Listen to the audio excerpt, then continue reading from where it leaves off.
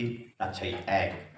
আর তারপরেই রয়েছেন বাপাশে আলহাজ মোহাম্মদ তাজুল ইসলাম খান, কৃষি ও শ্রম বিষয়ক সম্পাদক এবং ইসলামী আন্দোলন বাংলাদেশ মনোনীত প্রার্থী রাজশাহী ৪। আর জনাব মিজানুর রহমান মিনুর ডান পাশে রয়েছেন ডক্টর শেখ মোহাম্মদ রবিউল করিম, সহসভাপতি সুজন, রাজশাহী জেলা শাখা। প্রথমে জনাব মিজানুর রহমান মিনু, আপনার কাছে আসতে চাই।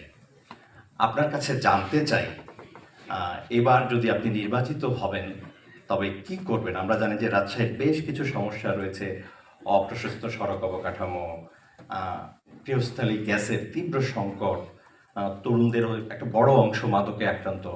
এই চ্যালেঞ্জগুলো মোকাবিলায় আসলে আপনি সামনের দিনে কি করবেন? বিসমিল্লাহির রহমানির রহিম।